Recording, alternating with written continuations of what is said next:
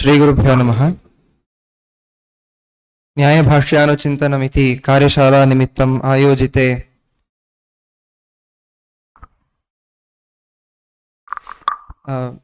आधुनिकविज्ञानसम्बद्धम् इदं विशिष्टं सत्रं ह्यः अपि आसीत्, अद्यापि तथैव आयोजितं वर्तते। तत्र अस्माकम् आह्वानम् अङ्गीकृत्य डॉक्टर टी.के. राजेन्द्रवर्याः अत्र विशिष्टं व्याख्यानं प्रदातुम् अत्र समुपस्थिताः वर्तन्ते। तान् अहं सम्प्रार्थये तत्र मञ्चम् अलङ्कुर्वन्तु इति।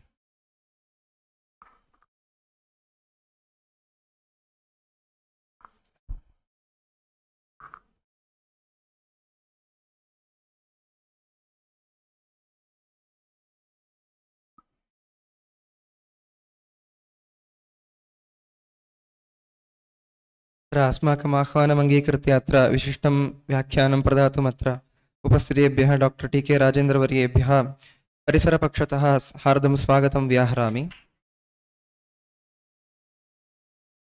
एवमेव अत्र समुपस्थिताः वर्तन्ते अस्माकं परिसरस्य निदेशकाः प्रोफेसर् हंसधर झा-वर्याः, तेभ्यः अपि विद्याशाखापक्षतः हार्दं स्वागतं व्याहरामि। एवमेव अस्मद्गुरवः प्रोफेसर् नवीन होळ्ळवर्याः एवं च अन्य अध्यापकाः छात्राश्च अत्र समुपस्थिताः वर्तन्ते। सर्वेभ्यः स्वागतं व्याहरामि। अत्र एतेषां परिचयः अतिसंक्षेपेण उच्यते। एते तु अत्र शृङ्गेरीप्रदेशीयाः एव वर्तन्ते। प्राथमिकम् अध्ययनम् अत्रैव परिसमाप्य अनन्तरं काश्याम् एतैः PhD शोधकार्यं समाप्य अनन्तरं 12 वर्षाणि यावत् अमेरिका मध्ये सैण्टिस्ट् रूपेण कार्यं कृतमस्ति। तत्पश्चात् एतैः तत्र गुजरात् देशे तत्र एकत्र विद्यापीठे निदेशकरूपेण अपि कार्यं कृतं वर्तते। सम्प्रति तु अत्रैव विविधकार्येषु व्यापृताः सन्ति। इदानीं तान् अहं सम्प्रार्थये विशिष्टं व्याख्यानं प्रयच्छन्तु।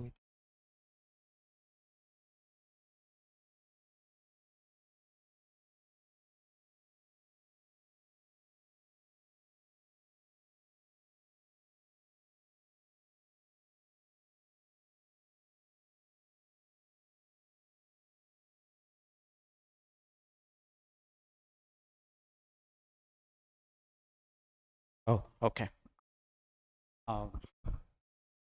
First of all, thank you, Naveen, and namaste.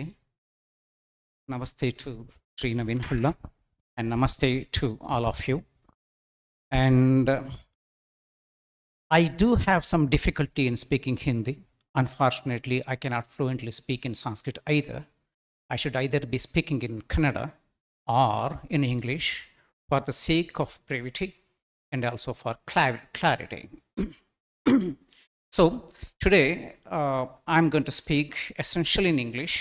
In case you have difficulty or you develop difficulty in understanding what I'm going to speak, please make sure that you ask me questions until you get an answer that satisfies you. Until then, don't leave me now. Okay? That you can take it for granted. That doesn't mean I know everything. If I don't know, that's perfectly fine. That ensures that I will go back, study, and pass on the answers to you with all the evidences that are required that satisfies your needs, passion, and that also helps you further advance your career. Okay? Now, you can consider today's talk as a continuation of the talk given by Dr. Anil Panigrahi yesterday. Essentially, we came from sort of similar fields, though in detail we differ as to what we did in our research career. Now, coming from the modern science background, what I'm going to talk here today. I'm not a scholar of Sanskrit. I'm not a scholar of any of the Vedic scriptures. I'm not even a Vitandavadi. Okay? But I had a culture.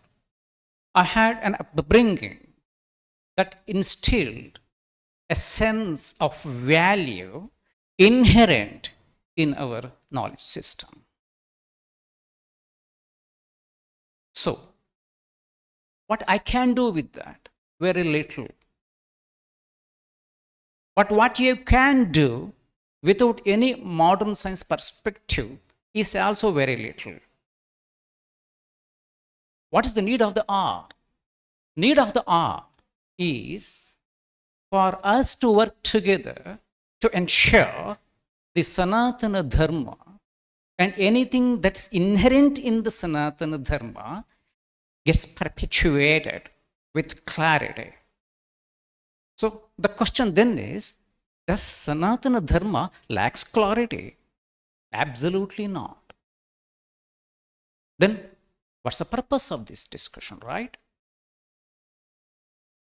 Though this Sanatana Dharma is so great, we think Dharmo Rakshati Rakshita. So then anything that happens out there, okay, Sanatana Dharma should have remained as it is. What has happened in Pakistan? What has happened in Afghanistan? What about Bangladesh? What about Sri Lanka? What is happening?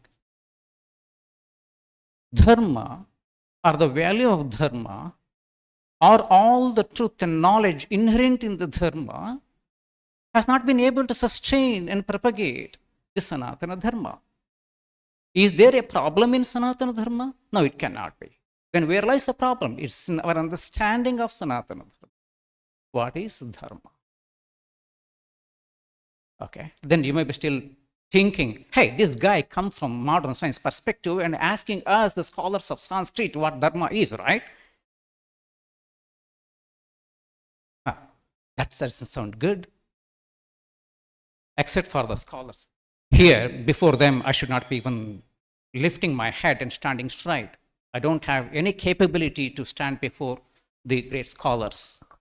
But I also have a duty to ensure that the students of this generation will take up the responsibility to handle the society out there, to respond to the societal needs, because everybody in the modern schools, modern education systems have not had access to the ancient knowledge systems. We tend to degrade our own knowledge system to such an extent that nobody would like to believe us. The knowledge of the Indian system has been confined to the four corners and four walls of the university. Why it has not become a day-to-day practice of the Sanatana Dharma? Did we fail? When we think of the responsibility of the scholars towards the society, you have two arguments to make. One, it is the role of the Brahmana to ensure the society follows the Dharma. What is Dharma? I will come to that later as a part of a discussion. And then majority of us realize we know the word Dharma. We think we know the word Dharma, but in fact, we don't know what is Dharma. Unless we are sure as to what is Dharma, unless we are sure as to what is Rita, unless we know as to what is Sat, you cannot do anything. Absolutely. No argument, no darshanas, no Vedic scriptures. No, none of them make any sense. Either in its own context, in its own right, or in the context of modern science. Okay, let's try to understand these things in the course of time as we go ahead. So our basic understanding of the Dharma and anything that is based on that has to be, is corrected. We cannot do anything. Now, what we are supposed to do, what we are going to do today towards addressing those issues is the theme of this presentation. Is the presentation planned? Yes, but no. I have certain PowerPoint presentations. I may not use them at all. The reason is there are two kinds by which you can give a lecture. Number one, have a topic and tell something in 1 hour. In 10 minutes of discussion, just you walk away. Second, you make the audience to ask questions. Any question under the sun. Start responding to that till a clarity is reached. And then whatever evidence that I can give you on the spot. Later on, pass on those hard evidences through your college to you so that you can refer to that. Not somebody speaks just because he likes or he makes a proper argument. No, that's not the way. You have to have an evidence that you can back it up when you go to the society and do the right thing. Okay. Now, there are two ways of thinking too. Number one is, if everything is inherent in the Indian knowledge system, doesn't matter, so Vedas, Puranas, whatever darshanas that you want to take, we don't need modern science. We are good ourselves. Other way is no. Knowledge from anywhere it comes, we have to accept, articulate, and pass it on to the next generation. I don't know how much of you have read, there are schools of philosophy. You ought to read even the books written by great scholars like Dr. Radhakrishnan. That's philosophy too. And he wrote books on Indian philosophy. We have to investigate whether it's right or wrong too. Because there are certain controversies that I don't speak about Dr. Radhakrishnan's work. But there are things that one can learn from Dr. Radhakrishnan's work too. Two kinds of religions. Hindu Dharma or Sanatana Dharma is not a religion. I'm aware of it. But I don't have any other word, so I use the word religion. Two kinds of religion. Faith-based religion. No questions asked. Abrahamic religion. Just listen to the scripture, follow it. Don't ask any question. Other one is philosophical religions. Tattvadharita dharma. We are seekers. We have to ask questions. It's okay, Vedic or Avedic, Astika, Nastika. Believe in God or not, theist or atheist. But as long as you are humble, you are a true seeker, you are allowed to ask questions. You can say everything is God and nothing is God as long as you are oriented towards knowledge. You are perfectly okay. Honesty is the critical thing here. Honesty is the critical ingredient here. Okay? Here, questioning is accepted. But what's happening? What's happening with us? When we learn Vedic knowledge, we go out there. We ask people to do the dharma in the context of karma, nitya, naimittika, and all those things, whatever. Kame karma, nishkama. I don't know if there's anything called nishkama karma, but what do we do? When we do the prayoga in the society, what do we do?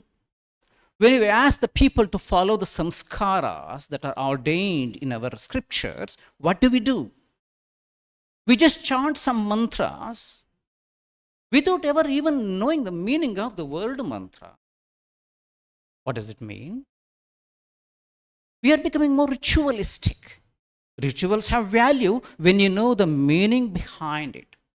Every ritual has to take you towards that absolute knowledge. Is it happening? If it's not happening, whom we are going to blame? The Brahmana, because he is the one who educates the society. That's called Bruhaspati Niti. It is the Brahmana. Who is a Brahmana is a different question.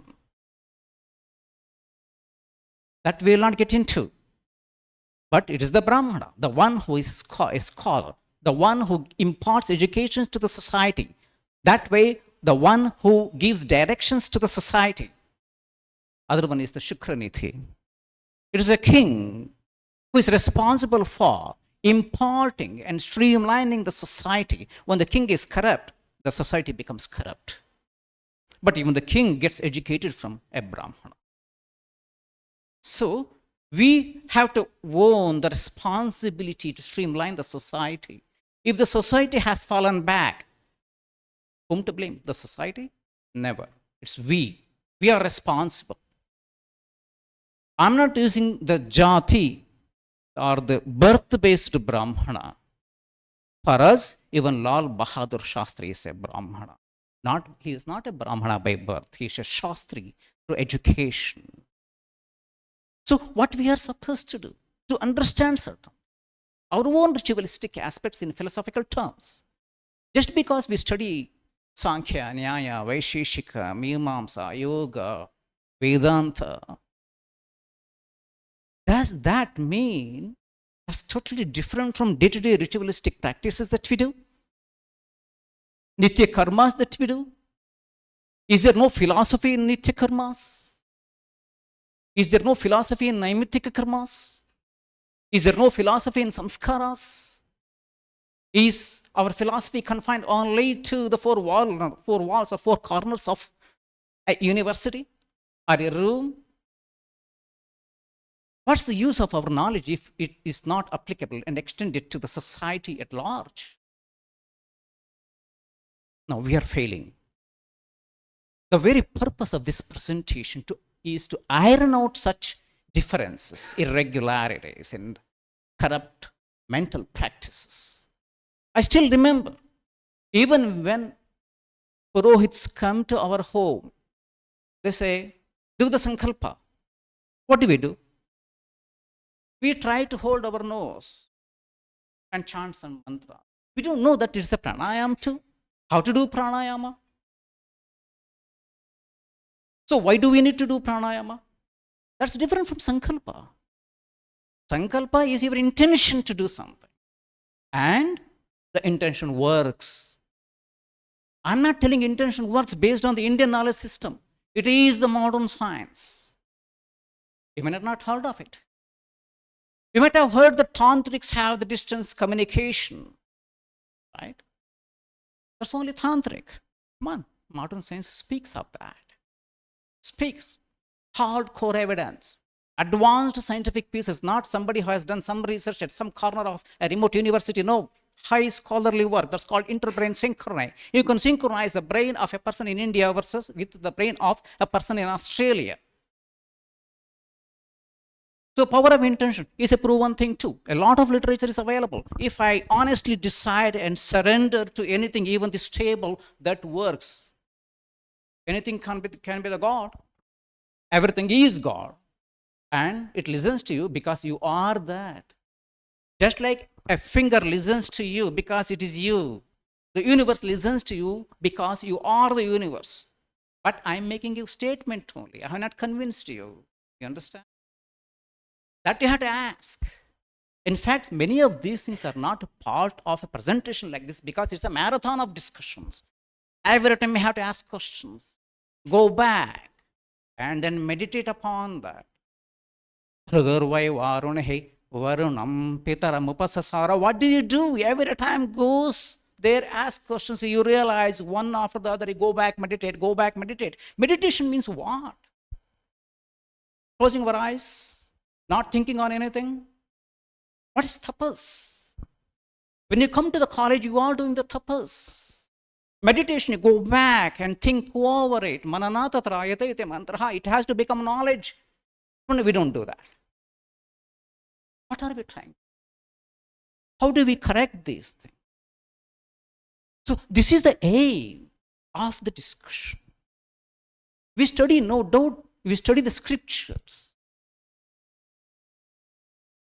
Now, if everything is told in the Vedas, if every meaning is there in the Vedas, then why do you need Shad Darshanas? And Shad Darshanas, not even one. If Sankhya says something, whether it is with respect to Vedas or with respect to the nature around you, and if that is a fact, then why do you need Nyaya or Vaisheshika or yoga or Purvamimamsa or Uttaramimamsa. All of them are wrong? Absolutely not. All of them are right? Absolutely not. Then how do I know which one is right or wrong, right? Then what does the science do under the situation? Can we adapt that here? In fact, that's what Vedanta has done. But I'm still making statements, not convincing you. Okay? That's your responsibility to ask me back questions. I face such situations. Take examples and ask me, what is that? How do I handle it if a person from modern science asks me a question with respect to anything under the sun in the Vedic scriptures or Darshana or whatnot? Okay? And I told you, I don't need to be knowing everything. Okay? I can make a good attempt to address those questions either now or later. Knowledge need not have to come at one instant. Every time it can be a new thing. If you go and read Bhagavad Gita, you may understand one meaning today. And tomorrow you understand one more meaning. You get one more meaning without violating yesterday's meaning. Okay, it adds.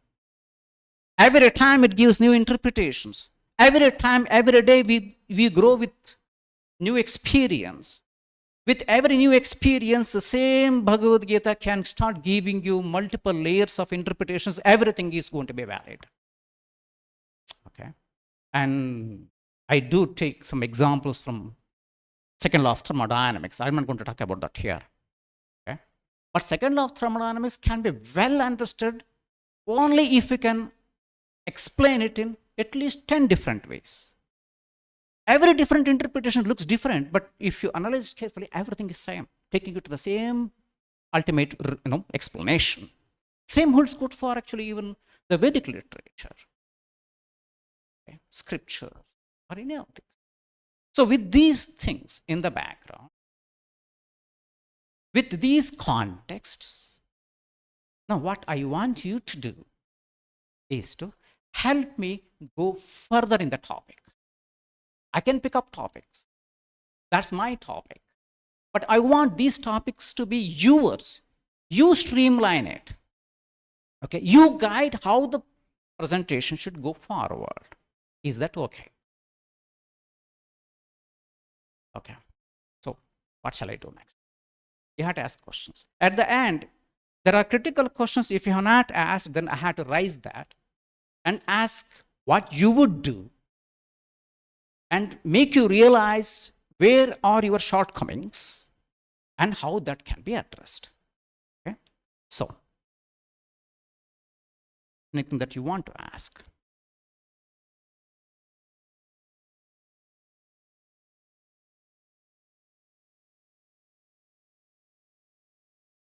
And no question is silly. Never think a question is silly.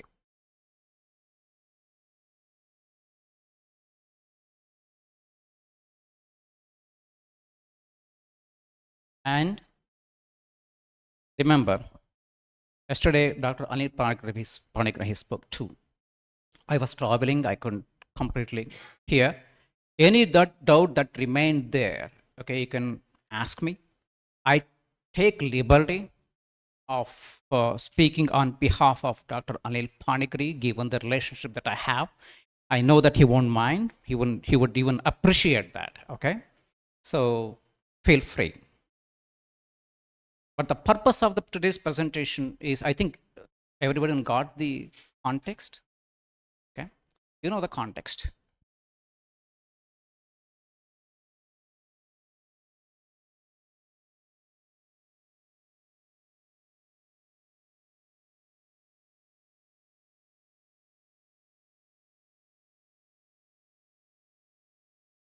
It need not have to be a question from modern science. What you have to think is, whatever that you have learned in your school means here, okay? From your own shastras, you can ask questions, how do I tackle that from modern science? Even that is perfectly fine. That's why I'm here, okay? So it need not have to be from modern science. But how do I relate that in the context of modern science? That's the most important thing.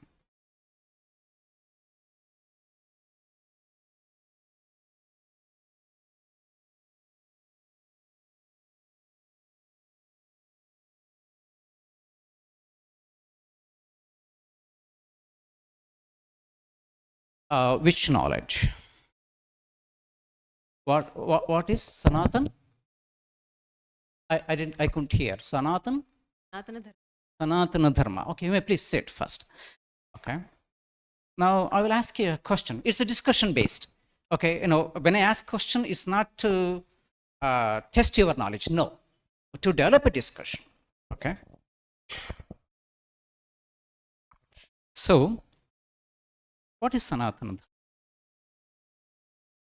Before I tell it to the society, I want to know what is Sanatana.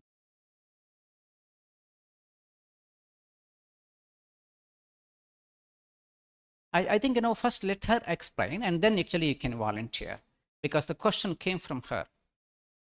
Okay, and nothing to feel bad if you don't know. Okay, the purpose of this discussion is to develop an attitude, the questioning attitude, and then learn from that. That also makes us realize, no, we didn't understand, right? And once you understand it, you feel so happy. Yes, it was nice that I asked a stupid question. It was no longer a stupid question because you asked a question that helps many people, not just you. So what is Sanatana Dharma? Now, there are two things here. One is Sanatana, other one is Dharma, right? Can you give an example of a thing in Sanatana Dharma that I call Dharma? Any one example?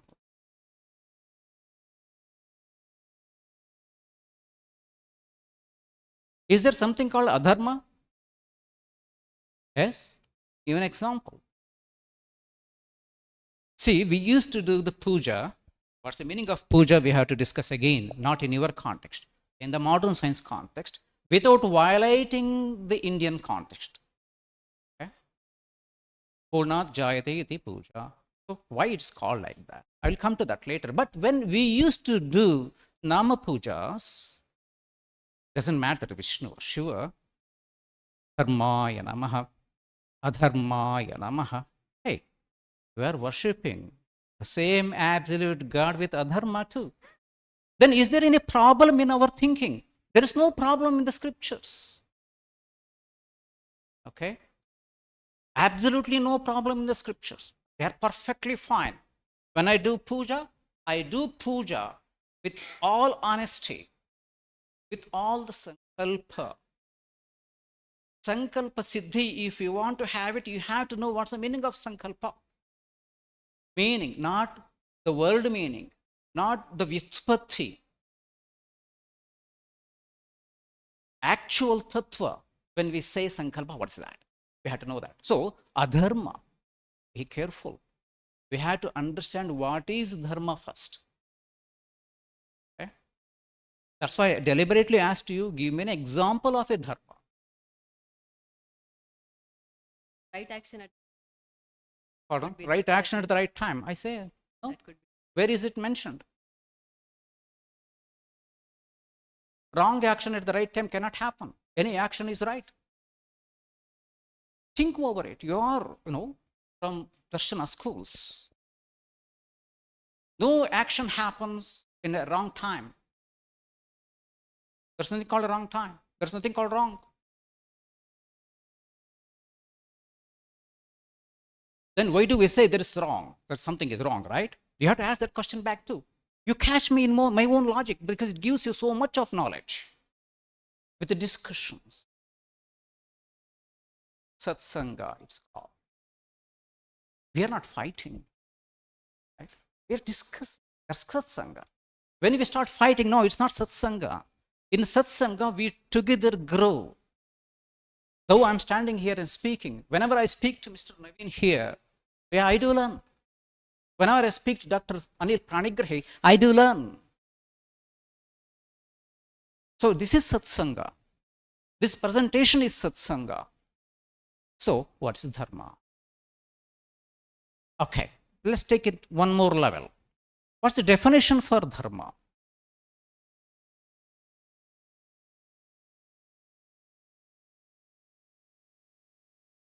Stuff. You get my point? Okay, this is what I want you to realize. I am nobody coming from outside, but I am asking the fundamental questions to scholars of Sanskrit. Just a definition. I'm not blaming you. I do that very often to anybody who is seeking my help. If there is a teacher of physics, a PhD in physics, a professor in physics, when he starts speaking physics, I will ask first question to him, what is physics? They will tell advanced things in physics, but they will never be able to tell me what's physics. That's our problem. Dharayati iti dharma. But did we understand that? Statement is fine. You may write it in your exam, you may get full marks, but did you understand it? Okay. What holds what? Get my point? I don't know how many of people you can read Kannada.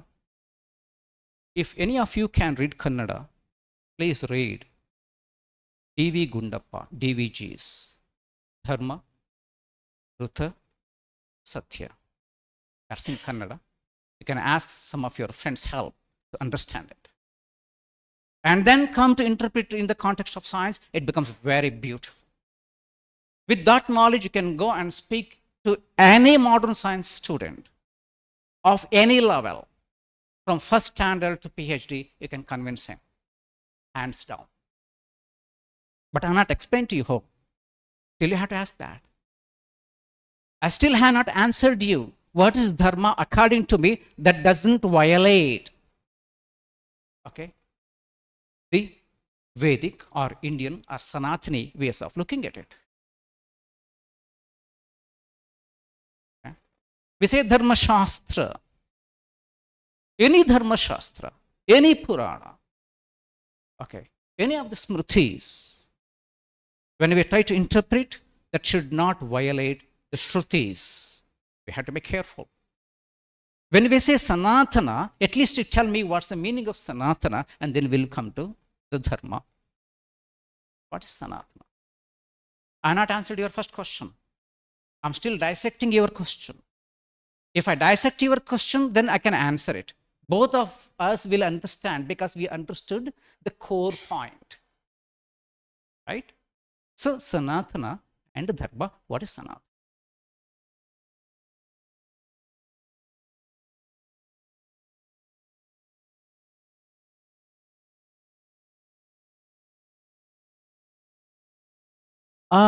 That's what I wanted to hear. Anadi, eternal. Hey, right and wrong are eternal? Are you eternal? Is this material world eternal?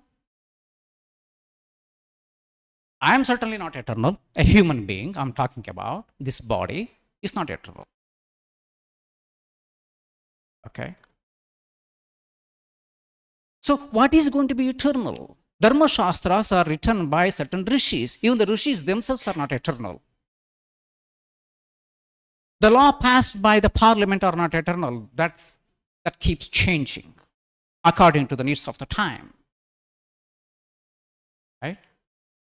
A scholar of Sanskrit used to tell me the great rishis, after every 60 years or something like that, used to meet in Naimisharanya to discuss current happenings, accordingly attune the rules, change the rules according to the times, because times keep changing.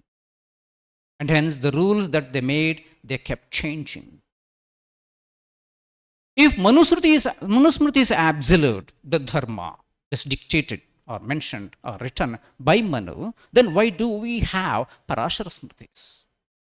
The dharma mentioned by Manu, if it is eternal, then what about Parashara Smriti? So, dharma mentioned in Manusmriti is not eternal because Parashara Smriti is there. Then Parashara Smriti cannot be eternal too. Then the dharma is not eternal. But dharma is Sanatana, right? That means it ought to be eternal. If Sanatana dharma is eternal, then the Smritis that we wrote are not the actual dharma, but is based on the dharma. But as times change, the dharmic interpretations change. Dharma doesn't change. Then what is dharma? I still don't understand. I didn't even tell you what is dharma. What I mentioned to you is sanatana is eternal. So any meaning that we give to dharma has to be eternal. Okay? Beyond the confines of right and wrong, good and bad, right? If a dog goes and bites a buffalo, it's bad for me. But as nature, that's the way it is. That is the dharma. But still, I have not explained what is dharma. I just gave a case scenario. But that's not just the dharma. What is dharma? What is dharma? Which is eternal. Whether I am there or not, dharma remains. And you can never violate dharma. You can never commit a dharma. Right? So what is dharma? The dharma that's eternal. Once you understand that, you do not need to communicate anything to the society because you are already knowledgeable enough as to what is dharma. Right?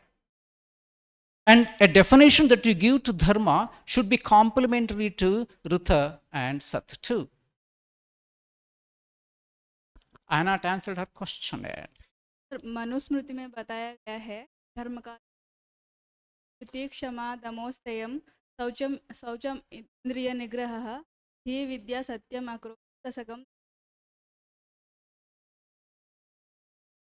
Lakshana, what is dharma? Forget about the features. See, there are two things. I have a bench here. What is a bench? That helps me to sit. What are the features of the bench? Yeah, it has 4 legs and a desk before that and a backrest. It's made of wood and here and there some nails are put in. They are the lakshanas, right? And the explanation that you gave, that applies only to humans. I want an eternal thing. Humans are not eternal. That's why Manusmriti tells something and Parashara Smriti can tell something else too. So what is dharma? That's why I asked you. Maybe Naveen could help many of these students to understand the DVG's books and concepts. And few other things I corroborated with Mr. Naveen too. Make sure that my understanding is right. Okay? And that's right. And that understanding is 100% scientific. How do I say? I have to explain that basically. But I'm not going to do that. This presentation is to make sure that you think in that direction. I can explain. No doubt I can explain it now. But if I start explaining, that itself is going to take more than 1 hour. I'm willing to do that. Okay? What we can do now. Please write down their question. Can I add Sure. Okay, now what I'm going to do is, I'll wait for everybody else to even ask questions too. If nothing else comes and there is enough time, the questions that are left incomplete, I will take that up again. Okay? Yeah, go ahead. answer to the question what Okay. which leads to the upliftment of Atma. dharma? Yes. What is Atma? See, we get into a loop. Okay, if you really understood Atma, you can never uplift because you cannot even hold it. It doesn't exist. If it exists, it has qualities, gunas. Atma doesn't have any qualities. Let's leave the word Atma. Then what am I going to There hold? will be Jiva word. What is Jiva? I'm a biologist. And ultimately, we had to go out to the society and tell whatever you say is complementary to biology. And you can never talk anything without the attributes of gunas and time. What's Jiva? You cannot uplift because maybe I'm speaking a bit wrong in Sanskrit. Yato vacho nivartante aprapya manasa saha. Yato arthato, I'm just confused. So your words won't reach there. Your mind won't reach there. It gets bounced back. It can't even go bounce back. Only the things that have qualities you can describe. So you cannot uplift Atma. It's already self-evident. You cannot, if there is ice in water, okay, that water is H2O, ice is H2O too, but ice thinks I am not H2O. It is H2O, structure changed. Even if structure changed, it's still H2O. It's a false assumption for the ice cube to think, hey, I am different from the liquid water. I am aloof. I am different from the liquid water. Hey, come on. Ultimately, you are just H2O, 2 hydrogen and 1 oxygen. You can narrow that down. Ultimately, you go to nothing. Okay? And 2022 Nobel Prize is to prove that the world is an illusion. Okay? But how? I'm still making statements. I haven't given any answer so far. You have to ask more questions. You need answers, and answers won't come easy. Unless you seek, unless you have the thirst, the answers won't come. You have to get it. You have to extract it. Adhikara bheda. Okay.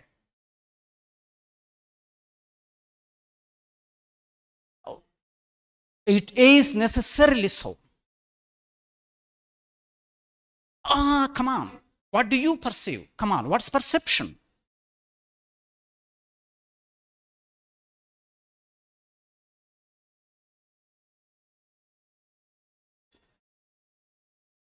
Do you perceive anything now? What do you perceive? You don't perceive anything. You know that?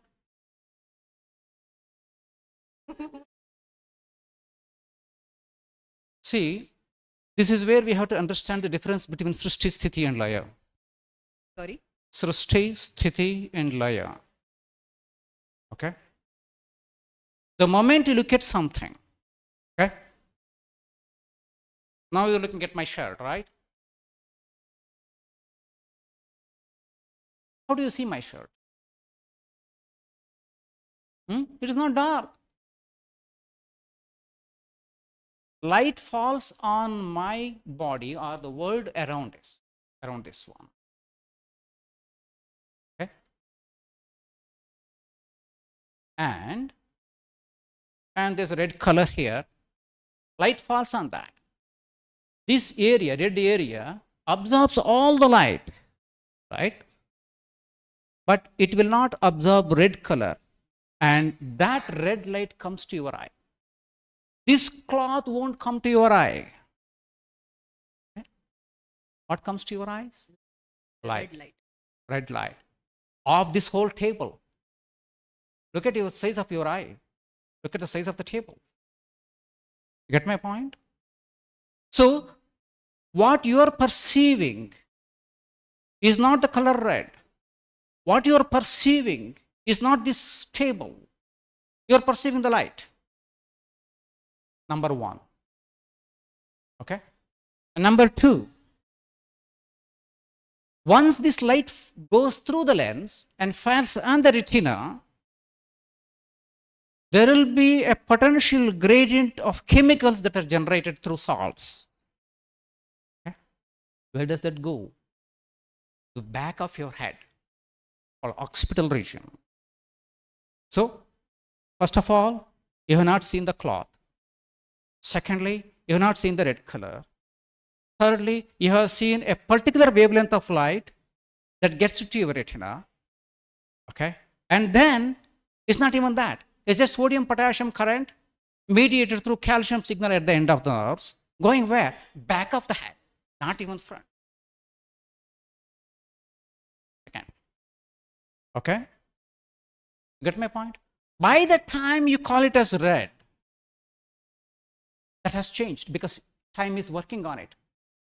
So it takes time to reach the back of your head. What did you see? The past. Have you seen the present? No. In order to understand this, you have to understand something known as flow per second, or all that as frames per second in cameras, photography, and so on. The same thing works based on the working principle of our eyes. We made the cameras. Okay, and I can talk about that later. That's not required as of now. But the point is, you have not seen anything. The moment you say that I have seen it, that has already changed. And that's number one. Number two, you are seeing it as red, right? But Mr. Naveen here sees it as purple. Because of a genetic anomaly in him, that's called color blindness. There are different kinds of color blindness. So, what's actuality? What is the Rita? Okay. Rita is actuality. Sat is what you realize when we do, bhojana. We do, take some water and tell some mantras and do some tantric act. Rutam tva satyena parishincha. In the evening we say, afternoon we say satyam tva rutena parishincha. In the evening we say rutam tva satyena parishincha. Why? Why do we do that? Okay, we tend to hear, we keep discussing with Naveen often. We get the answer that we do it because the ants won't come. Come on, ours is a philosophical religion. Okay, there is such a great depth in our philosophy. In every act that we do, we should see the philosophy. A wonderful philosophy, very robust philosophy, nobody can question. But we are not trying to understand it. If we don't understand it, when we teach to the kids, they will do it in the wrong way. We don't want to do it every day. What we have to do, what science does it, is when different people think in different ways, we're trying to find the unity in our understanding, because each person can realize the same thing in different ways. What you realize is your reality, what he realizes is his reality, or somebody realizes as somebody else's reality. We have to try to find the commonness, to bring it as close as to the Rita. Rutam tva satyena parishincha. We have to bring them together. When Rita and Satya come as close as possible, we are closer to the Rita. Rita is the final thing. Dharma is even final. I cannot come to that right now. So, if you want to understand anything, we have to understand this terminology. We have to understand the meanings of these things. If we don't do that, we cannot understand any damn thing. We don't understand these core words. If we don't understand it, we have to stop asking questions. We have to stop educating the society, because we ourselves don't know what the heck it is. We cannot articulate, we cannot convince anybody of any of these things. The great Shivamanasa Puja of Adi Shankara, it concludes, Yadyat karma karomi tattadakhilam shambho tavarata. How is that possible? It's very practical. We can do it. We can do it. It just requires the clarity of thought and mind. And we don't want to put attempt in that direction. So, if we say the upliftment of Atma, that automatically means we have not understood what's Atma. If we say Sanatana Dharma is Sanatana, and then start quoting Manusmriti, Parashara Smriti, and other Smritis which kept changing, then how can the Dharma be Sanatana? There is no problem with the words. There is no problem with the meanings. The problem is with us in trying to understand in the right way. And then we fail to explain it to the students of modern science. And the students of modern science start thinking, hey, why the hell I had to be doing all these superstitious things? So that's what's happening. So where are we now? You wanted to ask a question, but that question died before it began. Right? Yep. I wanted to ask regarding the previous topic. What about touching the cloth? Is my What first about? touching the cloth? Aren't we perceiving what is cloth by touching it? Touching the Cloth. cloth. This What do was you my want? this was my first question, and second, Okay, let me first understand the first question itself. Okay, touching the cloth. Okay, what about it?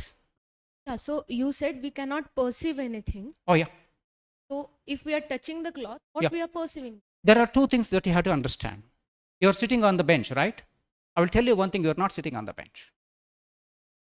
Okay, there's such a tiny gap between the atoms of your skin and the atoms on the bench. You cannot sit. Now, I made a statement. I have not explained. Okay, so you remember that question. If I don't answer it, and if the time is limiting, please ask Naveen. One day I will come and explain it to you with full explanation. You are not sitting on the bench. That's number one. And number two, touching is exactly the same thing. What happens with the touch? I'm a neurobiologist too, for your kind information. Okay? I'm a molecular biologist. I'm a geneticist. I did molecular biology with respect to gene regulation, genome organization, stress response, neuromuscular behavior, germ cell development. Based on the experimental evidences and published data, you can go and find it. It's there, available, not hidden somewhere. Okay? So, when you touch the cloth, first thing is you want to touch the cloth. There are electrostatic interactions that I'm not going to talk about today. But what happens? Even when you touch, there are touch receptors. Okay? When I touch it, that resistance with the touch on the skin gets transmitted onto the neuron. And now it starts sending a salt-based electrical potential, sodium potassium pump, based on some principle known as all or none principle that becomes technical for you now. But it goes to the spinal cord, from the spinal cord to specific areas of your cerebral brain, and there it interprets whether it's rough, smooth, or whatnot. Still, the cloth won't get into your head to say that I am the cloth. Okay? Same thing, whether you hear a sound, it's the same thing. Taste, smell, it's the same thing. The smell doesn't reach the brain. Okay? Taste doesn't reach the brain. It's a signal that's generated by sensations go to the brain. So you never perceive it. That's what I meant in actuality. Okay. But sir, there should be something to be resisted by our, Sure. or to send the signals, or to Sure. Now the question reflect the is, light. who perceives it? Your finger, or the neurons, or the brain, or you? Who are you? Okay, that's called the hard problem of physics or hard problem of consciousness. Okay, we have not discussed these things. Why your Gurujis wanted me to be here is to make you think, not to give you ready-made answers. Okay, I could have given 1 hour lecture here. Why I am not doing it? I'm right here in Sringeri. You can call me. Hey, come on, you told all the bullshit other day. Come and explain to me, right? You can ask. And you have to ask evidence also, not just I speak nicely, I give articulation nicely. Don't believe. This is not the Sanatani way. Okay? This is not the Sanatani way. You have to ask questions. Guru doesn't come easily. And it's very hard to find the right student. That's even much tough. Okay? So you have to get these answers. And none of these answers are ready-made. They have to be fine-tuned according to each student, according to his level of thinking. Bring him up. We cannot uplift Atma, we can uplift people. Then they know what is Atma. Then they would know there is no difference between Atma and Paramatma. Then they know when to do the puja, before doing the puja, then we say, Soham Bhavena Puji. We are already that, but that bhava, when it comes, it becomes complete purnaha. If not, it's incomplete. When we do the puja, we don't stop at anything. Recently, we had the harvest of paddy. Before harvesting, we did the puja. Right? There also, Soham Bhavena Puja. You go to Lord Shiva, Lord Vishnu, Goddess Saraswati, Lakshmi, Soham Bhavena Puja. Why? What's the science behind it? It's not a statement. No, there's beautiful science there. That takes us back to the yesterday's question that you posed to Dr. Anil Panigrahi. Okay? We are made up of soil. Our body is parthiva sharira. Okay? If you burn it, it goes back to the soil because it came from the soil. That's number one. Now let's go back to the molecular biology of our existence. You eat food, right? We all eat food. Why do we eat food?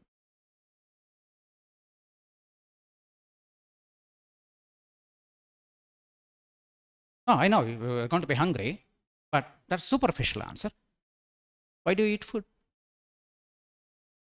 Now, if you understand why do we eat food very clearly, then you start feeling, hey, I had to do Sandhya Vandan properly.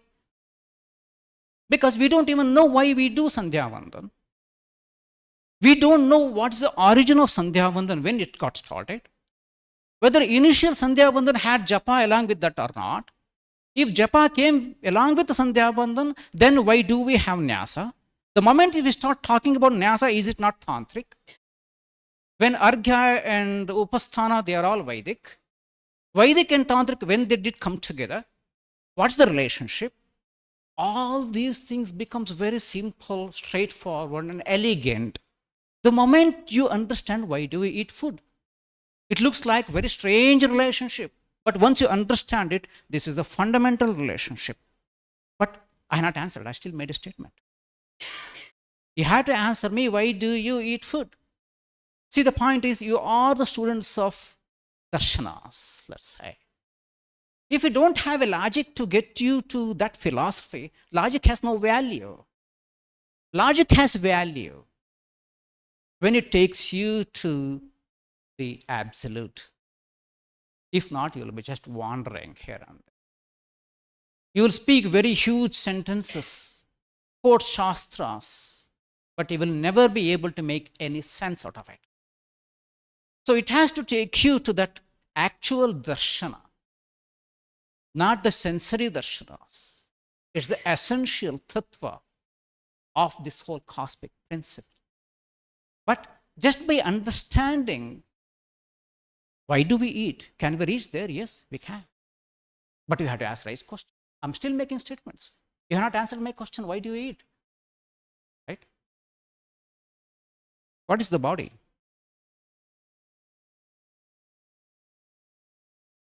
See, for the functioning of the body, that's right. But what is body? See, you begin with your one cell, right? Just one cell. You can't even see it through your senses. Okay? When you have only one cell, now how many cells you have? About a trillion? Usually 100 trillion around, but remaining 99 trillion are microbes, bacteria, they are very critical. Okay, if you go for some sort of a voting system, then they are going to win. You don't have any value because 99 trillion about that actually are the bacteria without which we cannot live. But the trillion cells that you claim as yours, inherited from your parents, hey, you began your life with one cell. How did you make 1 trillion cells from one cell? Where did you get it? Did you steal from somebody else? No. So from where you get it? Food. You got the material from the plants as food. Right? Where did they get their material? Soil. And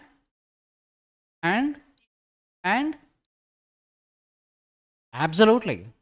There are two things that you have to understand. One is sunlight. Without sunlight, what happens? You cannot convert soil into the plant.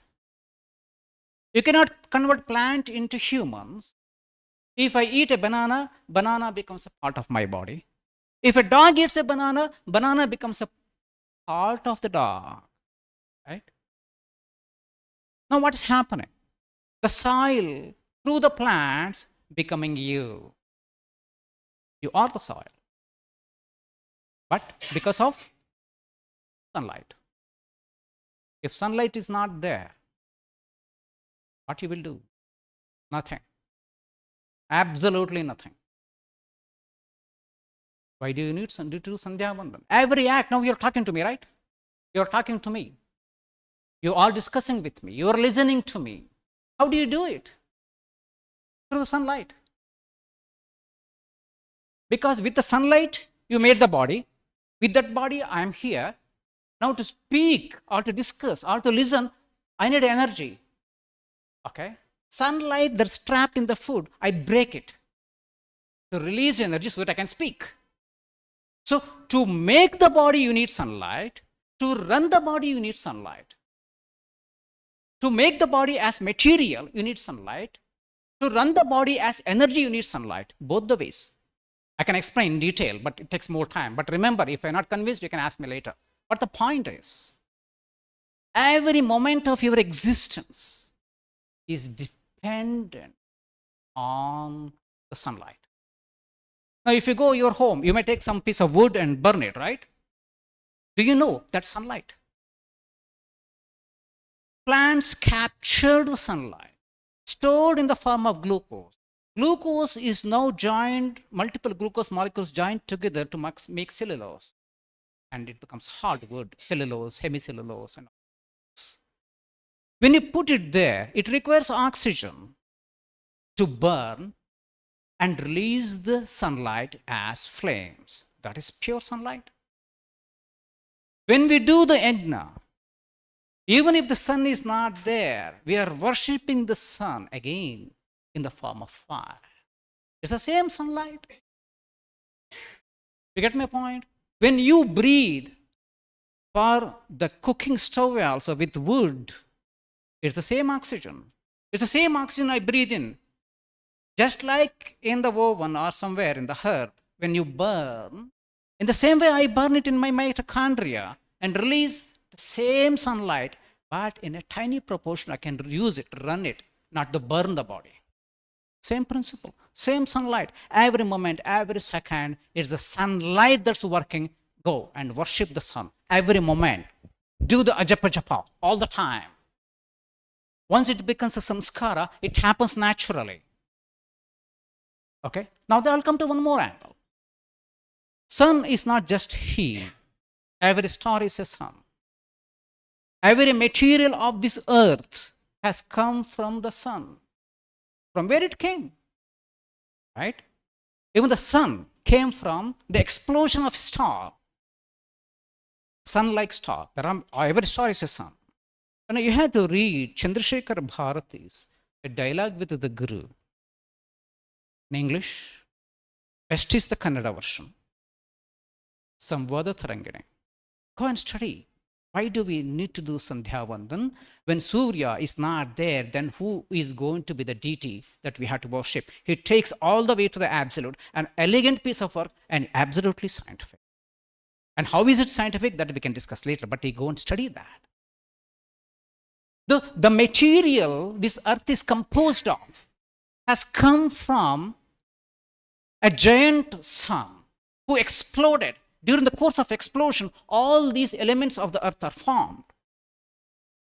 So now you have gone to the next level. Every material has come from sun, and this sun helped us to assemble together in the plant so that I can make my body. And that sun is still, I'm using him to generate energy too, either materially or energetically. It's the sun. And I am the sun. Think about it. It's a universe. In the science we say, often science scholars of high repute, not every scientist, because just like every scholar is not equal. Every PhD is not equal. Every student is not equal. In the same way, every scientist is not equal too. If you want to hear the great truths, great facts, you have to listen to great scientists of repute. What do they say? The universe has evolved. Having evolved this far, having evolved into the solar system, having evolved into me, is trying to understand what I am.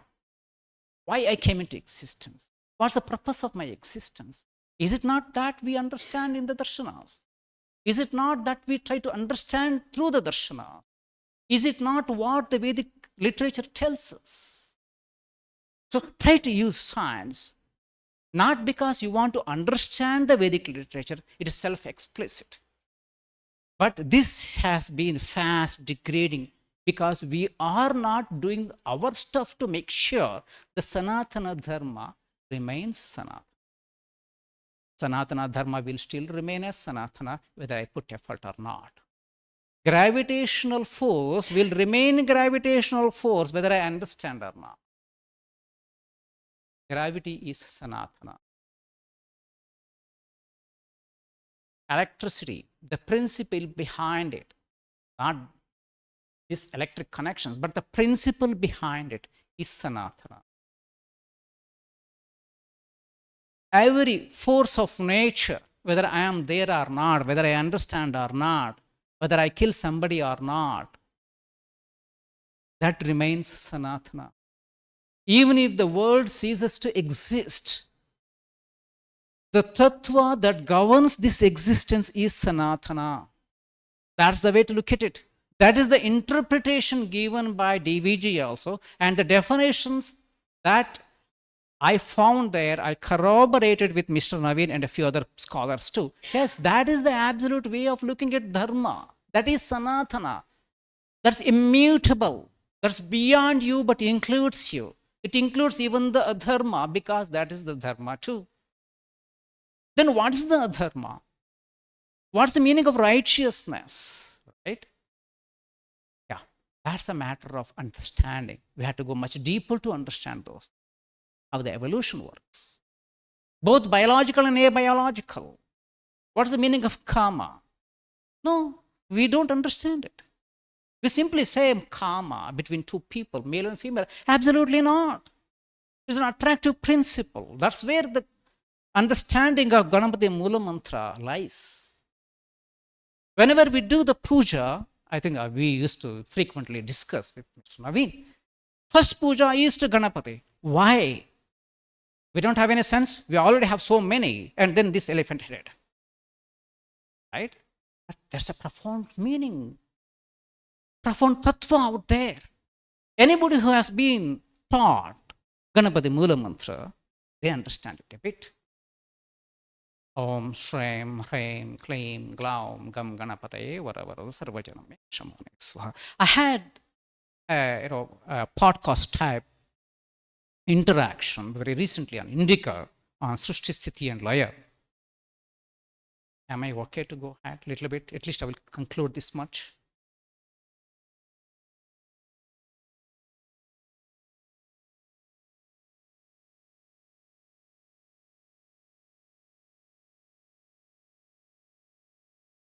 So, Shrim. Whenever I say Shrim, it's the Bija mantra. There is a difference between Bija mantra and Bijakshara. Okay? It is Sthiti, Vishnu, and Lakshmi. I'll come to that Sthiti afterwards. Shrim, Shiva and Parvati. Okay? That's the Laya principle. Klim, not Brahma and Saraswati. We don't bring them here. Rati and Manmatha.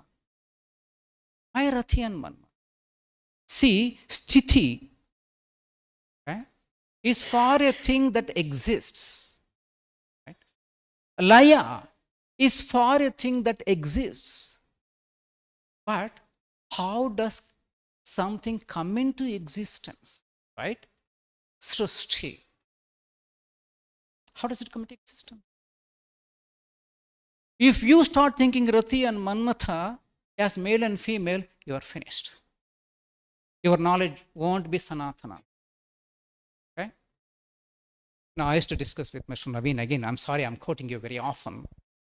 When you go and look at the world at its fundamental level, whatever dhatus you want to call or whatnot, not an expert in that. Okay, in the context of physics, fundamental particles, Mula Dhatu.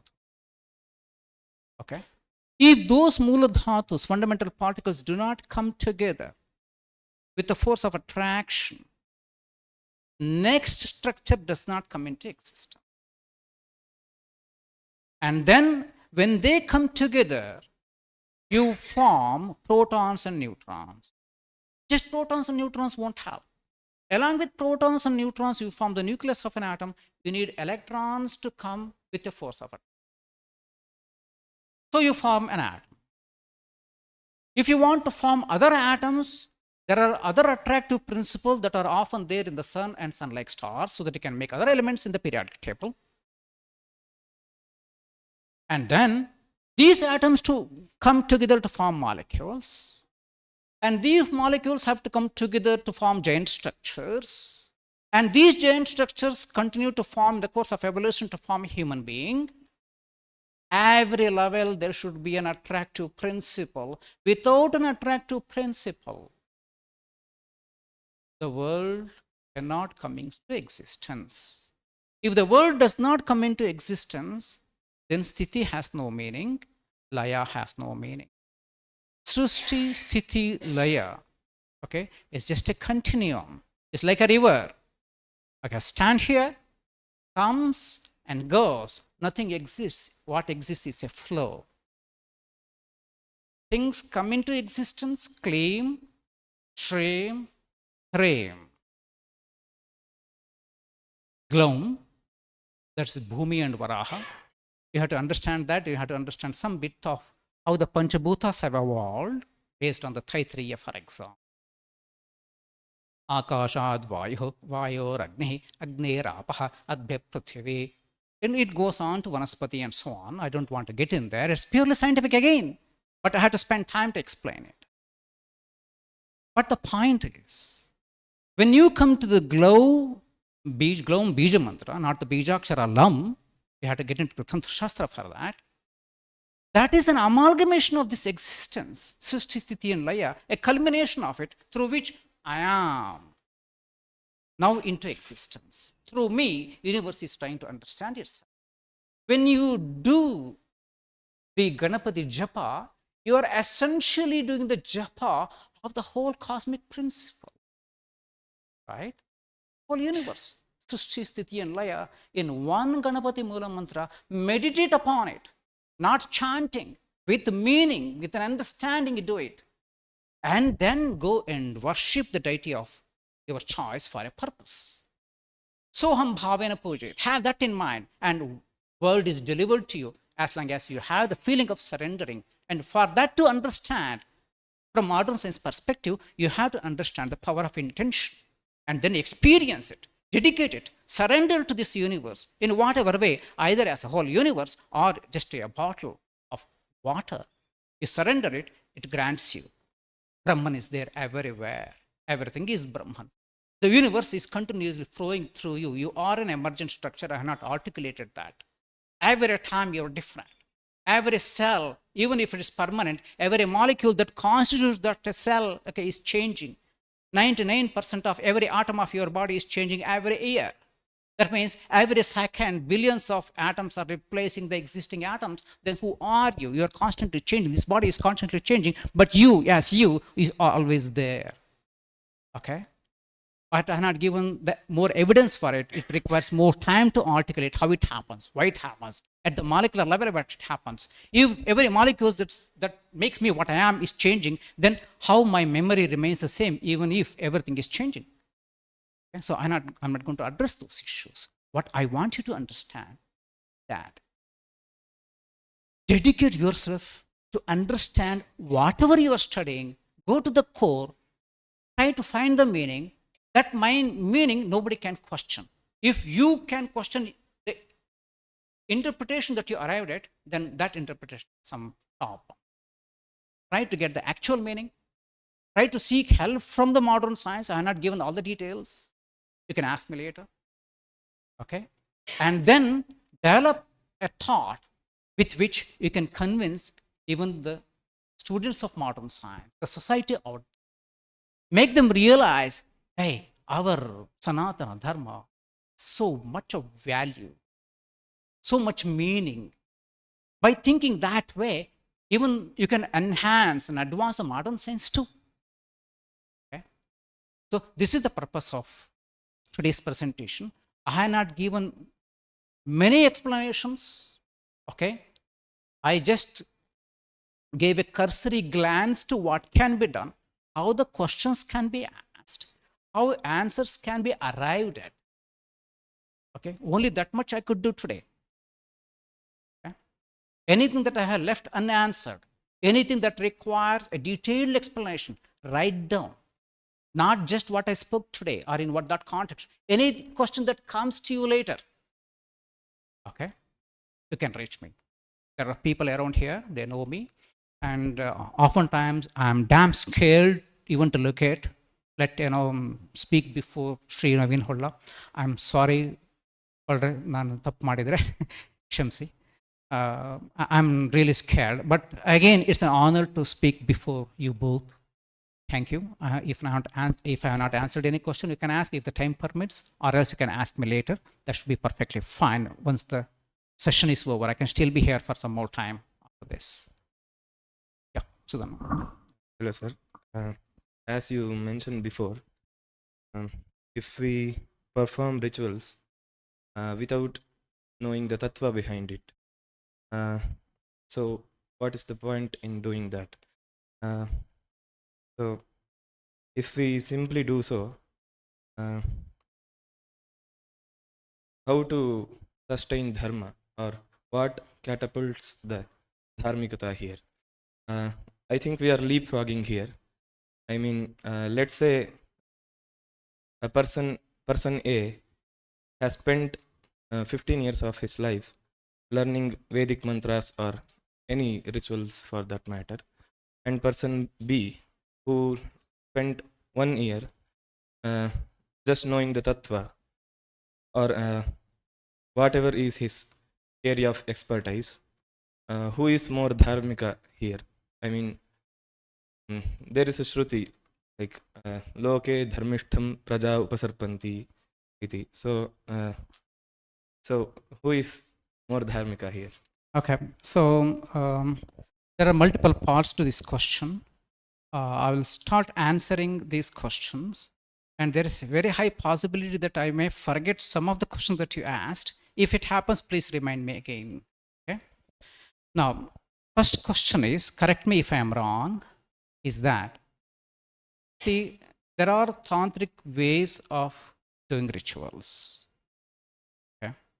And there are two kinds of rituals I conceive. I may be wrong, you correct me. One is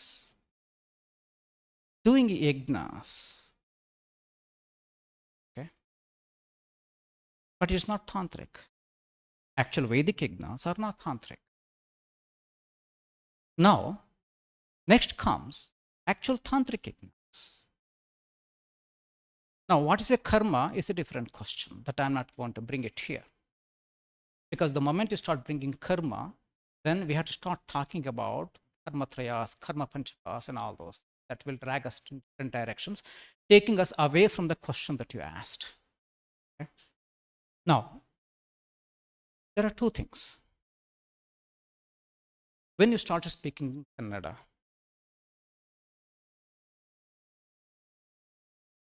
when? Did you formally study Kannada? But you speak perfectly well Kannada. When did you learn Vyakarana for that Kannada? Quite late. When you speak in Kannada versus a person of grammar speaks Kannada, is there any difference? Absolutely. So the purpose is achieved. Grammar is important. Okay, important beyond a certain level. Till then, as a samskara, okay, you already know it. That's number one. And number two, when you do the karma, even if you don't have the tantric way, you're still equally good. So I didn't explain about the sankalpa. I simply use the word sankalpa. Now we have to understand the meaning of sankalpa here in your question, in your context. Whenever you do any karma, especially Vedic or tantric, you will do the sankalpa. Sankalpa will happen only if you know the meaning of your sankalpa. And how do I explain that? Using modern science. So, in modern science, there is something known as power of intention, the power of sankalpa. What's that? You know that in the digital world, and digital world works with zeros and ones. You can program the computer in such a way it can randomly start typing zeros and ones on your computer screen. There are very specific examples done. You do not touch the computer, sit before it. With full attention, you meditate whether you want more zeros or ones. With full dedication, not just simple thinking. And you start displaying more zeros if you thought more zeros on your computer. You're not touching it. You won't know all these things. It is there. Power of intention, again, repeated in different ways. What I'm trying to say is that if you have an intention that's pure, if you have an intention that's intense, you have an intention, okay, so powerful, then the universe will grant you that, as long as it follows the law of nature, karma. If the law of nature doesn't allow for it, then no matter what you do, it won't work. Dharmo rakshati rakshita. You have to understand in that way. If you understand the working of the law, you follow it. People of Sindhu civilization have understood how the nature works and how to streamline your life according to the laws of nature or dharma. They're called Sindhu Dharma, that became Hindu Dharma, which is Sanatana Dharma. Whether this exists or not, that law of nature remains even if the nature doesn't remain. Okay? See, Dharma is like a blueprint, information. Without that, you cannot build a building. Even if you destroy the building, the information, the blueprint remains, and it's not physical. Dharma is not physical, but manifests through physical as Rita. When you try to understand it, it becomes Satya, but the problem is each person can understand it differently. You have to bring it closer to the Rita to better understand the Rita. The moment you understand the Rita, that's closer to the Dharma. Some other day I will explain these things in a much more simple language. So when you meditate on the universe, it is an extension of this universe. I am an extension of this universe. When I think about it, it's the universe thinking through you. With the power of intention, you dedicate, request, it gets granted as long as it is.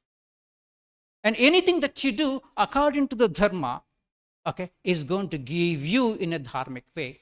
Dharmo rakshati rakshitaha. You follow the dharma and dharma will protect you because you followed the dharma.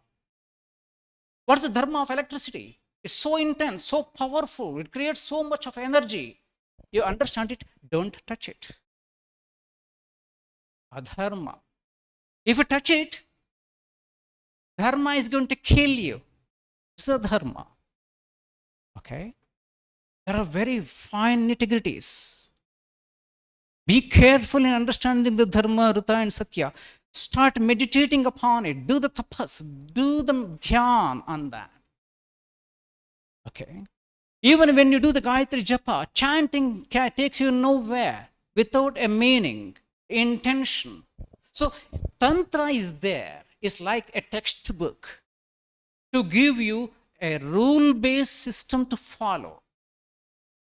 Okay? Grammar is there to give you a knowledge in a rule-based way. But even if you don't know it, like Ramana Maharshi, yeah, you can achieve anything. The power of intention or the sankalpa, okay, it is powerful. If you know it, Tantra is not required. I made the Tantra. We made it. We made engineering systems. Even without engineering, we built houses. We can still build. Okay, Tantra is a mode of learning something, acquiring something.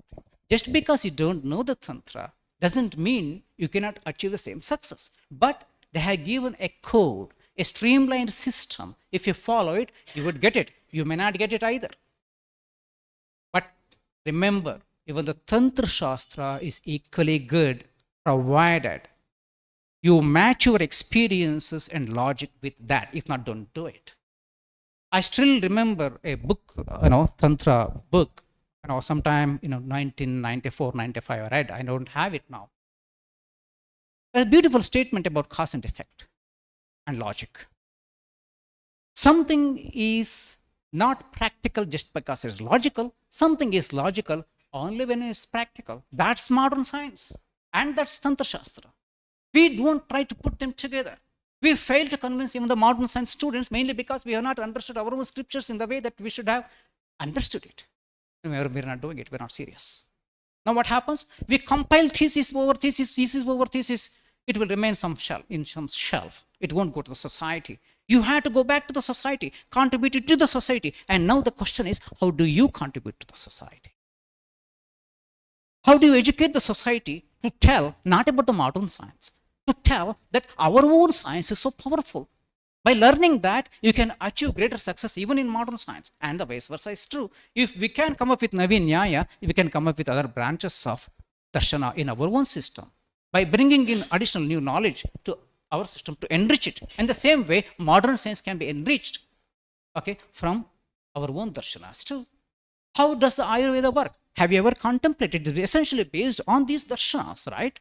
If go and look at it, go and study about it. Essentially, Sankhya and yoga, but other darshanas have contributed to Ayurveda system too. You have to go and explore it. And Tantra Shastra also extensively derives from Ayurveda and the Darshana Shastras, and it has evolved from there. I'm not an expert, but I did study these things. It means you can go back and study too. Find the unity between various scriptures of our own streams of knowledge. Then you try to understand, hey, what is out there? Try to study even modern science, modern literature too, modern philosophy too.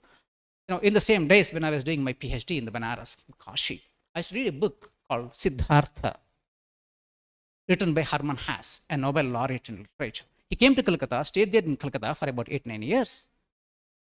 He compiled that tiny book called Siddhartha. Read it. Many of these things help you to understand our own scriptures. Though we don't need the assistance of other knowledge systems, we are good in ourselves. Try to read other things so that you'll be more prepared to face the society, streamline the society, give direction to the society. It is on our shoulders to do that. Okay. So, with respect to your question, that's the answer. Okay. The next level I have forgotten. Or if that's already answered, no need to ask it. Does that mean that knowing the meaning of a mantra is same as having an intention? So No. There are two things. So yeah, so a layman can have an intention, but he doesn't know meaning. See, I will tell you something. When I say Tatsaviturvarenyam bhargo devasya dhimahi dhiyo yona prachodaya, what's the meaning? May the Lord give that energy. Tatsavituhu varenyam bhargah. That force, if we are worshipping the Surya, Savita, then his force may, he should give that. He might, or we are like praying for that force, energy from Savita. Anybody else would like to give any other interpretation?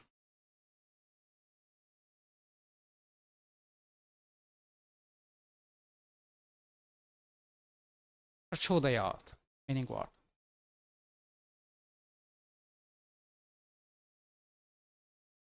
Inspiring or Inspiring what? inspiring that force inside us. Knowledge, light, knowledge. Okay. When that Upadesha is given, when is it given? During the Upanayana, When is Upanayana done? at 8 years or so. At 5 or 8. Why at that age? Because Veda says so. Well, no, don't do that. Veda says so. You become like, Abrahamic religion follower. Uh, I didn't hear. Don't do anything just because Vedas say. You have to reach a point, tatra Veda, Aveda, Bhavati. You have to go there. But anyhow, for the time being, don't do anything because Vedas say. No, an 8-year kid cannot For do. you, I'm asking the question why they have to teach him at the age of 5 or 8. I'm not asking the kid, I'm asking you. Yeah, an 8-year kid wouldn't know what to do. So his father does his Upanayana. That's all. That's the problem. That's what I am speaking now. That should not happen. Okay? That should not happen. Why it is happening? Neither the father knows, nor the son knows, nor the Purohit knows. So what I was asking is the same. I'll come to that. I'll come to that. If No, the I'll father take- doesn't know that and he does that, does he get the fruit or? I'll come to I that. mean, I'll come the to father has an intention, good intention. I will come to that. So does he get the fruit, or someone who knows the meaning and performs later, or some? In fact, whenever- I really Yeah. thank you for that question. I will come to that. I'll come by step. Okay. My question is, why 5 or 8 years? Absolutely. No, absolutely. He's right. That's the point. That's the point. See, you're going to a school, man. You're going to a school to learn. When you go to school, when you want to learn, what you should be thinking? When you are a kid, okay? When you are going to school, your parents will take you to school. What they will say on the way? Hey, all the time think about learning. What you have to do? Yes. Oh God, give me that knowledge. Give me that. That should be there in your head. Sorry, Just sir. hold on. Okay? If I may add on. No, hold on. I'll come to that. Now, if you go to school, repeating, only that repetitive japa will be there. What you will do is sit in the class doing the japa. Neither you will get the absolute, nor you will get what teacher has told. In the course of time, you start sleeping. Because you don't have a focus, you don't know the meaning. Okay? Oh, I have done 1,000 japas today. So what? Okay, somebody told me he won't do any japa because somebody told, some tantric told, if you do more than 3,000, your head will. So while meditating, if you forget, what if actually your head breaks? Right? I'm just kidding. What I'm trying to say is that Tantra has a place only if you know the meaning of the Tantra and if you do it that way. But as far as a kid who goes to school, it's almost like, hey, he's now 18 years age. Now, tomorrow we have to make him get married. So let's do Upanayana today. It's almost like you do the Upanayana and don't send to school. The purpose of Gayatri Mantra, giving Upadesha while going to school, is to make sure the kid is focused on acquiring knowledge. Okay. So Mr. does that Yes. mean that 8-year kid should know that meaning and then go to school? Absolutely. Now the question is, you can ask me, how can the 5 or 8-year-old kid know it? Yes. Okay. You are asking a neuroscientist, remember that. Now what happens is, hey, we are talking about Upanayana Samskara. Why are we not talking about Anna Samskara, Anna Prashana? When we do Anna Prashana, and what is the meaning of Anna? Either in the context of the Taittiriya Upanishad, Panchakosha, or in the context of Ayurveda, or in the context of common sense. Common sense is not so common, it's a rare commodity, or in the context of modern science, okay? Or in the common sense way itself. So, you think what you are is because of your brain. We'll not go to spiritual aspect right now, we'll go there. Your brain is made from the food that you eat. If there is nutrition deficiency, your brain won't work. Even if it works, it won't work efficiently as good as it could have if you took proper nutrition.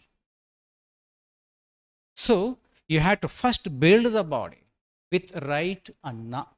Everything is anna. Anything that feeds this body is anna. Even the sensory organs feed you. The light feeds you information. Physical food feeds you the physical body. They work together. Okay? Now, food is not just for the brain. If liver starts functioning abnormally, it affects your brain, it affects your heart, it affects your kidney, it affects your liver, your lungs, every other organ. If kidney is not doing properly, every other organ gets affected. If the heart is not doing its job properly, every other organ gets affected. So food is not just for the brain, for every other organ. Now, when you are building the body, if you are born in the family of Vinavadakas, naturally, from the birth, you start imbibing the culture of samskaras. If you are grown in a family where higher thoughts are deliberated, where the mantras are chanted frequently, your intellectual maturity would be such that you understand the same things. When you go out there in front of your house, you stumble upon a stone. Next day you won't stumble again because you learned. You learn from that experience. That stone is the guru. But we don't want to admit, we are so arrogant. We have to have the humbleness to accept this nature is making us learn every moment, every time. If your son is there next to you, if you stumble, you can tell him, hey, I stumbled today. That means I learned from something. You stumbled, you fell yesterday. Now learn from it. Teach the kid in simple ways. What's the meaning of learning? After learning, you get educated, means you won't stumble again. If you stumble again, you have not learned, not educated. Even though the experience is the same for everybody. If I'm speaking here for 1 hour, every person receives whatever I said in different ways according to his culture. If the kid is grown with appropriate cultures, if the meaning of learning is conveyed to him in these simple terms, and tell him when you go to school also, okay, have the same intention of learning, get the knowledge, and tell the student, see, these are all day-to-day experiences, it varies. There is so much of accumulated knowledge, it takes time to build. Have the same intention, always have the open mind. Understand this is the shloka. If you forget it, chant it and meditate upon that. Keep thinking. Meditation means not sitting in the corner, teacher will be teaching something, you meditate. No. It's a part of you. You have to educate people. Sir, may I interrupt? Pardon? So, Yeah. may I interrupt? Yeah.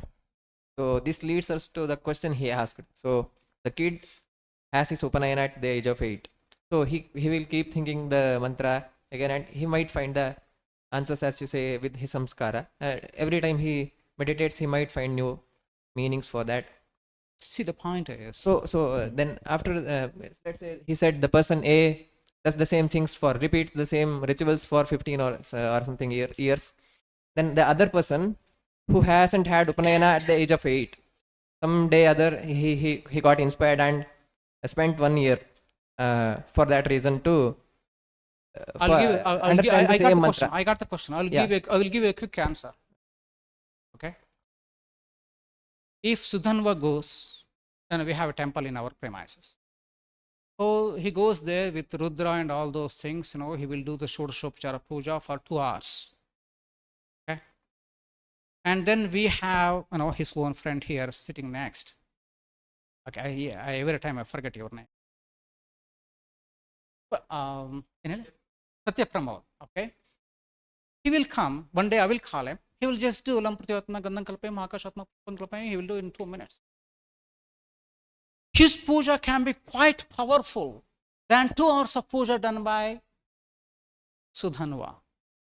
Okay? So, what is puja? You have to understand that. Why do we do Atma Puja? We have to understand that. Why do we do Kalasha Puja? When we do Kalasha Puja, we are not just doing Kalasha Puja. What's the meaning of Kalasha? Number one. We also have the cultural nationhood. Gange Chebane Cheva, Godavar Saraswati, Narmade Sindhu, Kaveri, Jalesmin Sannidhin Kuru. When we say that, we will get a national perspective also, Rashtriyata. If you go to Vedas, you can look at the literature, the nationalism, there's so much of it. So, doesn't matter. This country was divided and ruled by so many people. Politically, it was changed so many times. Culturally, in the dharmic ways of life, it was always one. Doesn't matter who ruled. So we have to get to the meaning. We have to get to the intention. Okay. In between these two, I can go out there and stand in front of the house. I will just chant Shiva Manasa Puja. And I can be even more powerful, I can do even more powerful puja with just Shiva Manasa Puja. Even you don't need Shiva Manasa Puja. It's just simple surrender to the God. Tell the God that everything is because of you and I am because of you. I don't have individual existence. That's what physics says. What physics says, the concept of I came into existence on the assumption that I exist apart from the universe.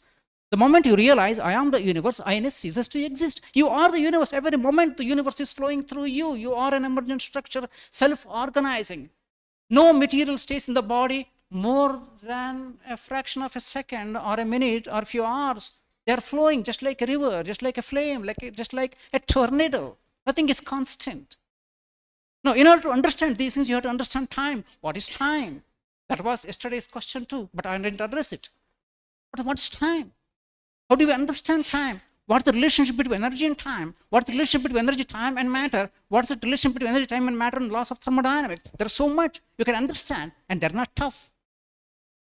It takes time, but it's not tough. To take time, you can understand it. You can do justice to your own darshanas. You can do justice to Vedic science. You can do justice to Sanatana Dharma. You can do justice to even modern science. And modern science can justice to our own system of thought and knowledge. What requires is the willingness to learn. If I not answered your question, you have to ask back, because every time I answer it can come from a different angle. I would agree on the willingness. Yet, where a person starts is just repeating the process without. It doesn't work. No, he may gradually understand the process, but no, understanding requires, see, the knowledge is critical. let's say. I will tell you one thing. No, let's say there is some work to be done, and if you do this and this particular things, you will get this. See, So a person hears this. If you do this and this, you will get this. He just does that thing and he gets that thing. Does it mean that he has to understand what he is doing now? I will tell you something. So, I'll give you a task. What's the task? There are 1,000 bricks there. Go and organize it in one. You do it in a crowd way. Okay. You keep repeating that, you'll become a master of it. But master of what? Just putting the bricks there. You never gained anything from it. Practice make one person better, but you won't get anything out of it. So you can keep repeating anything. You will become good at repeating. Sorry, with willingness. He will may he may gradually that's the point. the 10th when he brings the 10th brick, he feels tiredness and he might change his idea then, and See, the point is, bring a new idea into the process and see, bring a vehicle or something. the point is, He starts initially with bringing a one brick from this side to this. see, experience makes one perfect in only what he is doing. What is the intention of doing it is very critical. Okay? Intention, you will know it only when you know the meaning. If you are going to organize the bricks, you can organize it in any way. But if the intention is to make a wall, then you have to understand the meaning behind, the essence behind building a wall. For example, in which direction wind would come, which type of foundation one has to have, how long that has to last. If it has to last for so much time, what type of bricks or what material is required, whether plastering required or not, multiple things. If he just has to bring the bricks and keep it there, So a guide comes and he tells him all these things. You have this brick, you have to place in this position. see, You have to do this much times and this way, in this way. see, I will tell you. So now I will does he tell- has to understand that or No, no, just no, follow no, what no. he says?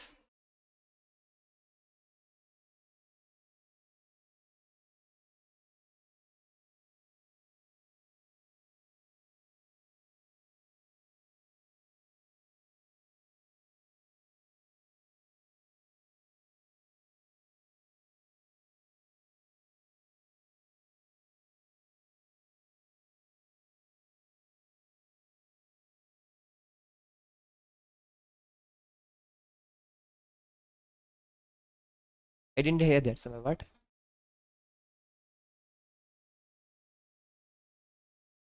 Oh, the ant hill. Valmiki. Valmiki is, whatever that is. Okay, I don't know. What do you call it? Okay, these ants go to an engineering college to build an ant hill. Birds build a nest. Do they go to an engineering college to build an ant nest? No.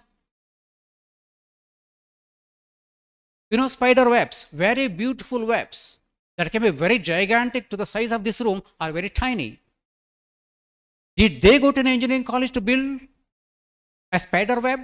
No. There are insects, millions, they move like a ball without hitting each other. How do they know?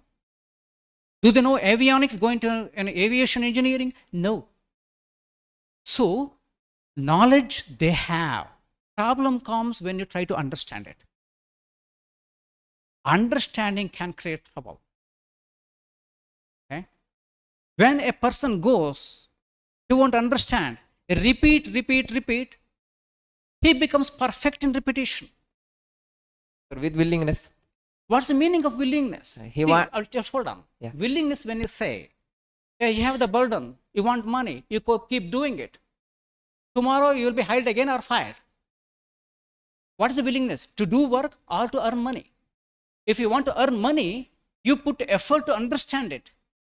And then the perfection comes because you want to keep the job. So you will understand, you will not simply repeat it. With an understanding, certainly you get mastery. Understanding comes when knowing the meaning of why we are doing it. Without that, you cannot get an understanding. So let's say the guide came and told him that if you build a wall, I will give you 10,000 rupees. Okay. So he starts the process in 10 hours.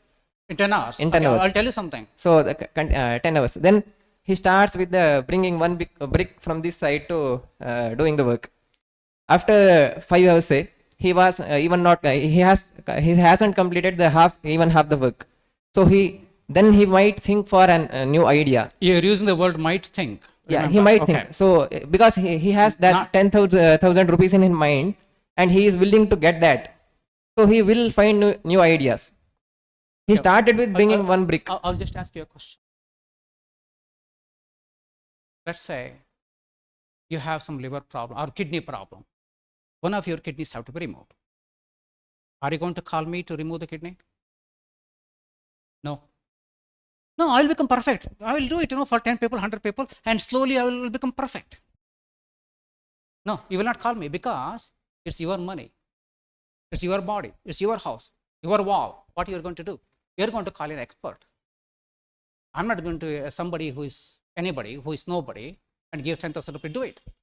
I'll give it to a person who knows the meaning. I'll not call somebody. Now we can argue about it, but that's only argument. But we won't get anything. That's not pragmatic. It's not practical. Something is practical only when it's logical. Something is not logical just because something is not practical just because it's logical. Something is logical only when it's practical. Tantra Shastra, not even modern science. And it's a beautiful Tantra Shastra. Okay. See, there is sun. You cannot establish a sun here with your logic. But you can explain the sun that he's already there. To understand him, we need the logic. With logic, you cannot make him. So any explanation that we give, whether a person to build a wall, it has to be practical. Then only your logic works. Just because you have a logic, you cannot establish it. Right? So this applies to your Okay, we are the schools of the Darshanas. Logic have. Okay, if not, we'll see, it's called verbal diarrhea. We will simply keep speaking, and no end to it. That's the way to think. Okay, let's explore. Maybe I'm taking too much time, but you got an idea how to think, what to think, why to think, what we have to do to the society to ensure this Sanatana Dharma and its way of life is propagated, maintained with absolute understanding of anything that comes across in our life, anything and anything. I think with that, okay. Now, after this session, also, I can be here for some time, but with this, I think we will conclude. Okay? Thank you. Shamsinandana tappagidre. Sorry.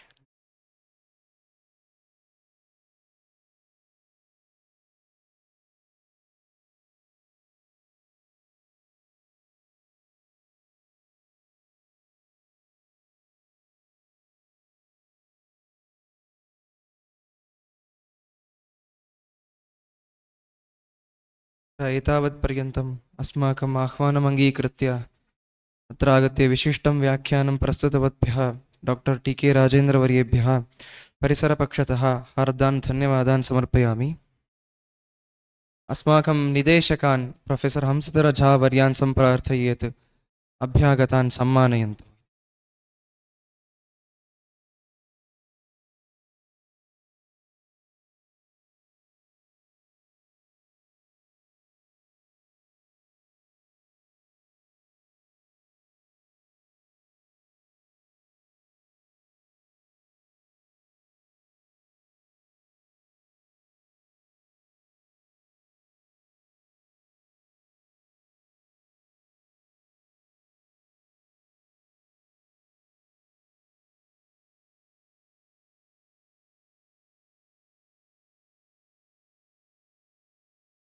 तथा च इदं सत्रमत्रैव परिसमाप्यते। अस्माकं निदेशकेभ्यः, अस्माकं समन्वयकेभ्यः गुरुभ्यः एवं सर्वेभ्यः धन्यवादाः। श्वः पुनः यथासमयं प्रातः कार्यशाला प्रवर्तिष्यते। धन्यवादः।